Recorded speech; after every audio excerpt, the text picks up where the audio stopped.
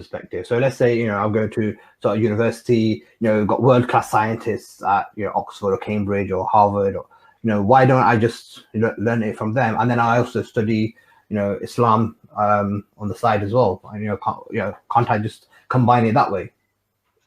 Well, one of the most fundamental problems in philosophy is typically understanding or figuring out or authenticating what we would define as the truth.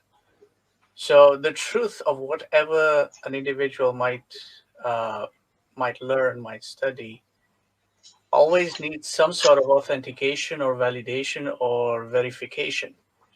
And modern science tends to base its entire thesis on observation and experimentation. But its background is fed by assumption. So science actually builds its foundation from an assumptive point of view. What if this is, or what if that is? Can we figure it out? So you start with a hypothetical reasoning, going into now developing a theory, and then a thesis, and then an antithesis or a synthesis. And then you actually come down and say, okay, now we have an established fact. But you only have an established fact doesn't necessarily make it a truth. How do you verify that that fact is in fact true? Sure. Modern philosophers will then argue and say, well, there is no such thing as an absolute truth. Truth is subjective, according to modern philosophy. And this subjectivity tends to create a vast diversity of ideology and thinking. So you have all these different kind of isms, and each of these isms and ists, atheism and nihilism and all the other isms, each one tends to say, well, mine is the truth. What the Quran does is, and this is something that it did from the time of the Arabs itself, the Quran actually brought about concepts through its linguistic miracle, in which, even though the Arabic language was so mature at such a maturity, the Quran actually changed the meanings of certain concepts and words. The Quran, like all other scriptures in human history, always comes around to challenge and oppose what's human ideology. And it tells you that what you think you know isn't what it is. There's more to it, or it's something else entirely. That's where absolute truth comes in, because now the creator himself is telling you what he has created, how he has created it. So whether you're studying physicality in physics, or you're studying biology in terms of life itself, or you're studying chemistry in terms of the chemical world, the Quran is the one that will come about and tell you the reality of what you're studying, because the creator himself is telling you what the truth of that thing is. So modern science has sort of limited itself into this factual reality and does not want to look at the absolute reality. And this is also going back to their definition of reality, because how you perceive reality depends on how you define reality. And that definition depends on your language of use. And how you will define reality and perceive reality will ultimately define how you cultivate your world. So if you allow me, I'll go into the actual definition of reality in this case. Yeah, that'll be good. Yeah, so if you look at the English language in linguistics used to be, at one point in its early roots, in its early formation, so to speak, from Old English, it used to be an inflectious language.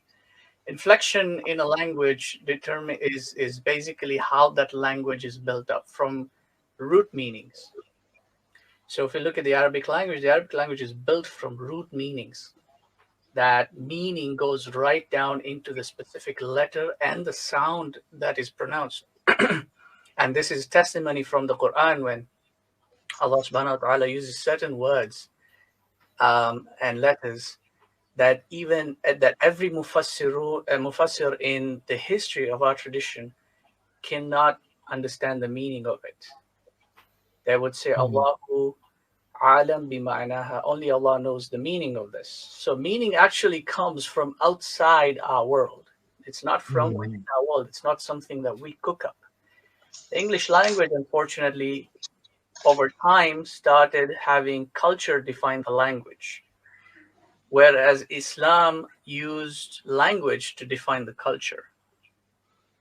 So the definition of what's reality traces its roots back to the Latin word res. And res in Latin means matter, thing, goods, or property. And if you look at their definition, basically, thing is made of matter, and goods are manufactured things. And property is basically goods that you own. So, right there in their language, you see embedded a sense of materialism. And it's language that defines the culture. And that then defines how they view, perceive, and cultivate the world. Whereas now, if you look at the Quranic definition of reality, reality does not mean thing in Arabic. Thing is shay'in, but reality is haqiqah, which derives its meaning from haq, which is one of the attributes of Allah as al-haq. So right there we can see that truth is not something that is of this world. It comes from outside the world, meaning the one who created the world defines what is the truth of the world.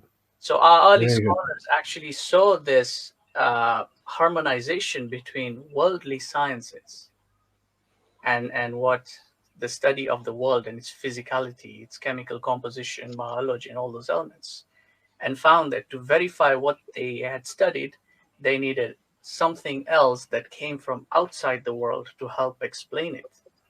Right. And this is one of the fundamental issues that science has, is that it tries to use science to verify itself, which is kind of a fallacy in logic, even in language. Because if you go back in a regression, right down to the first particle, the world as we know it is, well, the laws of science are what we call constants, right? Time, space, matter, cause and effect, gravity, velocity, motion, all these elements, these are constants of measurement. Sure. But if you go back to the first particle, you find that these constants didn't exist at that point.